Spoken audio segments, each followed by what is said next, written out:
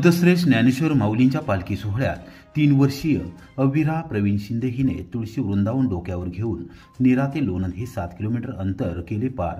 संतश्रेष्ठ ज्ञानेश्वर माऊलींच्या पालखी सोहळ्यात बालवारकरी नेहमीच उत्साहाने सहभागी होतात। लोणंद येथील 3 वर्षीय बालवारकरी अविरा प्रवीण शिंदे हिने गुरुवारी दुपारी 3 वाजण्याच्या सुमारास नीरा ते लोणंद हे 7 किलोमीटर अंतर डोक्यावर तुळशी वृंदावन घेऊन ज्ञानदेव तुकारामाच्या जयघोषात पार केले। संपूर्ण पालखी सोहळ्यात या बालवारकऱ्याचे कौतुक होत आहे। बालवारकरी हे पालखी सोहळ्याचे एक महत्त्वाचे अंग आहे। ते महिला वारकऱ्याची वेशभूषा करून टाळ मृदुंगाच्या गजरात विठ्ठलनामाचा गजर करत पालखीसोबत चालतात। बालवारकरी पालखी सोहळ्यात मोठ्या उत्साहाने सहभागी होतात आणि आपल्या भक्तिभावाने सर्वांना आनंदित करतात। अविरा प्रवीण शिंदे हिने महिला वारकऱ्याची वेशभूषा करून डोक्यावर तुळशी वृंदावन घेऊन पालखीसोबत तब्बल 7 किलोमीटर पायी चालली। बालवारकरी ही पालखी सोहळ्याची एक महत्त्वाची परंपरा आहे, जी पिढ्यानपिढ्या चालत आली आहे। बालवारकरी हे भविष्यातील वारकरी संप्रदायाचे आधारस्तंभ आहेत। पालखी सोहळ्यात बालवारकरी हे एक उत्साही आणि उत्साहाचे प्रतीक आहेत। त्यांची उपस्थिती सोहळ्याला एक वेगळी शोभा आणते। त्यांची भक्ती आणि उत्साह पाहून इतर वारकरीही प्रेरित झाले होते। बालवारकरी हे वारकरी संप्रदायाचे भविष्य आहे, त्यामुळे त्यांचे योग्य संगोपन आणि मार्गदर्शन करणे आवश्यक आहे, असे गौरवोद्गार दिंडी चालकांनी यावेळी काढले। सद्गुरू नारायण महाराज गोजेगावकर दिंडी सोहळ्याचे कोरेगावात जोरदार स्वागत। सद्गुरू नारायण महाराज गोजेगावकर दिंडी सोहळ्याचे गोजेगाव येथून प्रस्थान झाले आहे। 150 वर्षांची गौरवशाली आध्यात्मिक परंपरा असलेल्या या दिंडी सोहळ्याचा वारसा आज 5वी पिढी चालवत आहे। हनुमान महाराज घोरपडे यांच्या नेतृत्वाखाली या सोहळ्याचे कोरेगावात गुरुवारी सायंकाळी आगमन झाले। नारायण महाराज गोजेगावकर यांनी विठुरायाच्या ओढीने ग्रामस्थांच्या सहकार्याने दिंडी सोहळा सुरू केला। त्यांचा उज्ज्वल वारसा सद्गुरू भाऊ सदोजी घोरपडे यांच्या पिढीने जोपासला। त्यांच्यानंतर सद्गुरू नारायण भाऊ घोरपडे यांनी दिंडी सोहळ्याचे नेतृत्व केले। त्यांच्या पश्चात सद्गुरू ज्ञानेश्वर नारायण घोरपडे यांनी दिंडी सोहळा अखंडित सुरू ठेवला। त्यांच्या पश्चात आता 5व्या पिढीतील सद्गुरू हनुमान महाराज घोरपडे हे दिंडी सोहळ्याचे नेतृत्व करत आहेत। दिव्यांगावर मात करत त्यांनी हा गौरवशाली वारसा सुरू ठेवला आहे। गोजेगाव येथून सुरू झालेला दिंडी सोहळा चिंचनेर तांदुळवाडी शिरडोन मार्गे कोरेगाव येथे दाखल झाला। कोरेगावातील घोडके परिवाराच्या वतीने दिंडीच्या मुक्कामाची व्यवस्था केली जाते।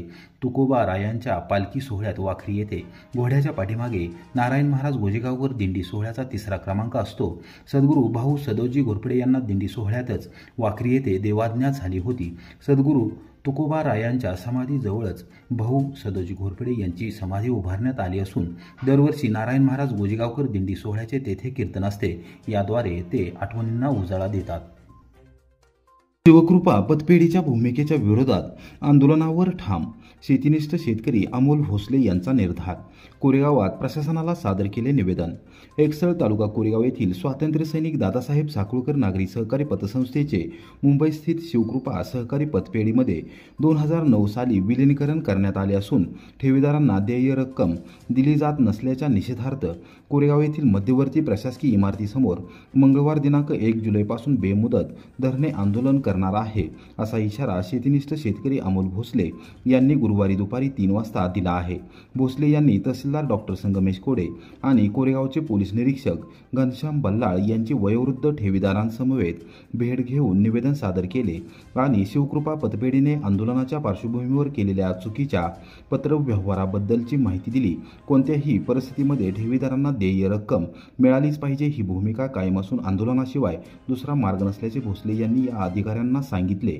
अमोल भोसले यांनी पत्रकारांना सांगितले की दिनांक 5 मे 2025 रोजी मी राज्याच्या सहकार आयुक्त यांच्यासह सर्व प्रशासकीय यंत्रणांना निवेदन सादर करून वस्तुस्थिती निदर्शनास आणून दिली। या गोष्टीला 1.5 महिना झाल्यानंतर पतपेढीने पत्रव्यवहार केला असून त्यामध्ये चुकीचे आरोप केले आहेत।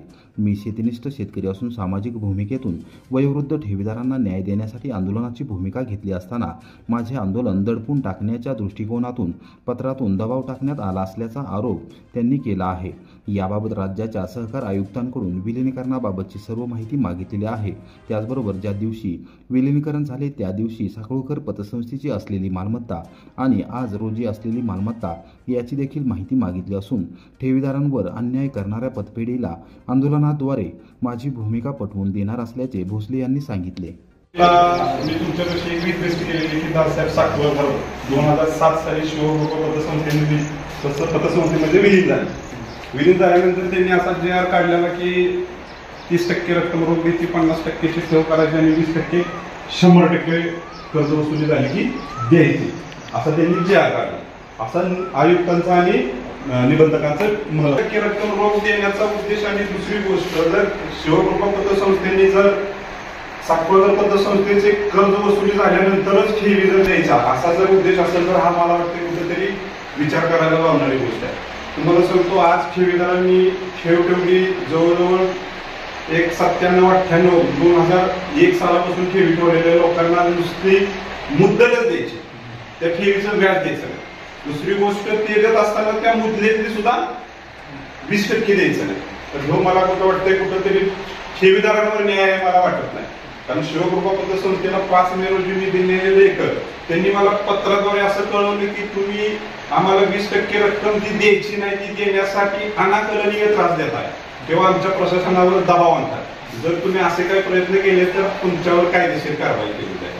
आता मला एक सांगा, जर मी शिवकृपा पतसंस्थेचा विद्यमान सदस्य, विद्यमान मतदार आहे, त्याचबरोबर साखळकर पतसंस्थेचा कर्ज भरलेला कर्जदार आणि साखळकर पतसंस्थेमध्ये माझ्या वडिलांनी 2 लाख रुपये ठेवून दान दुप्पट होऊन सुद्धा त्याच्यातून फक्त 1,80,000 रुपये काढले आणि 2 लाख रुपये दिलेत असं तिथं उल्लेख आहे.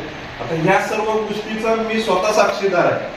दुसरी गोष्ट तुम्हाला सांगतो, ही माऊली 2017 पासून शिवकृपा पतसंस्थेमध्ये माझ्या कर्ज प्रकरणाचे कर्ज सेटलमेंट करा, माझ्या सासऱ्यांचे कर्ज सेटलमेंट करा. 2017 पासून अंगावरचं मंगळसूत्र गहाण ठेवले, अंगावरचे दागिने गहाण ठेवले दुसऱ्या पतसंस्थेमध्ये आणि तिथं अनामत रक्कम भरली. 2017 पासून त्या 1,08,000 रुपये किंवा 1.5 लाख रुपये भरलेले त्यांना कुठल्याही पद्धतीची सेटलमेंट दिली नाही. त्यांचं असं म्हणणं आहे की कर्जाच्या दान दुप्पट तुम्ही व्याजाचे पैसे पाहता त्यावेळेस आम्ही तुम्ही सेटलमेंट करतो. मला सांगा, जर कर्जदारांना जर कर्जाच्या दान दुप्पट जर ते व्याज भरून पैसे घेतात तर ठेवीदारांना मग तुम्ही 80% रक्कम का देता? मान तालुक्यातील किल्ले मेहमानगड येणार सरकारच्या संरक्षित किल्ल्यांच्या यादीत. पुरातत्व विभागापाठोपाठ भूमी अभिलेख विभागाने केली किल्ल्याची पाहणी. मान तालुक्यातील किल्ले मेहमानगड हा आता सरकारच्या किल्ले संरक्षित यादीमध्ये समाविष्ट होणार आहे. पुरातत्व विभागाच्या पुणे येथील पथकाने नुकतीच किल्ल्यांची पाहणी केली होती. त्यांच्या सूचनेनुसार दहिवडी येथील भूमी अभिलेख विभागाने गुरुवारी सकाळी 11 वाजल्यापासून दुपारी 3 वाजेपर्यंत संपूर्ण किल्ला आणि परिसराची पाहणी केली. भूमी अभिलेख विभागाचे उपाधीक्षक धनंजय कदम यांच्या नेतृत्वाखाली अधिकारी, कर्मचारी, ग्राम महसूल अधिकारी यांनी किल्ला परिसराची पाहणी केली. पुरातत्व विभागाने मेहमानगड किल्ल्याची पाहणी केल्यानंतर त्यांना आवश्यक वाटणारी कागदपत्रे उपलब्ध करून देण्याची मागणी त्यांनी महसूल प्रशासनाकडे केली आहे. त्यानुसार तहसीलदार विकास अहिर यांनी भूमी अभिलेख कार्यालयास याबाबत अवगत करून संबंधित किल्ल्याची पाहणी करून तिथल्या खानाखुणा आणि नोंदी तपासण्यास सांगितले होते. त्याचप्रमाणे मेहमानगडचे ग्राम महसूल अधिकारी यांना महसुली दस्तऐवज सादर करण्याचे आदेश दिले होते. भूमी अभिलेख कार्यालयाकडून या किल्ल्याची पाहणी करण्यात आली. भूमी अभिलेख विभाग आणि ग्राम महसूल अधिकारी यांच्याकडून मिळणाऱ्या सविस्तर माहितीच्या आधारे ऐतिहासिक किल्ला राज्य संरक्षित यादीत समाविष्ट होण्यास मदत होणार असल्याचे धनंजय कदम यांनी सांगितले. आज मेहमानगड तालुका मान या ठिकाणी पुणे पुरातत्व विभागाच्या वतीने या मेहमानगड किल्ल्याची पाहणी झाली होती.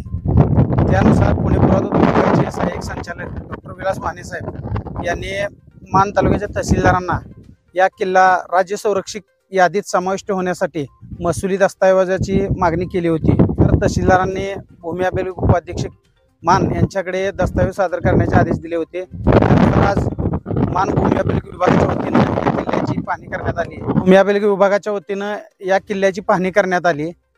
पूर्वेला फॉरेस्ट आहे, त्यानंतर उत्तरेला गावठाण, जवळपास 3 गावठाणाचे प्रथमतःच आम्हाला आज माहिती पडले.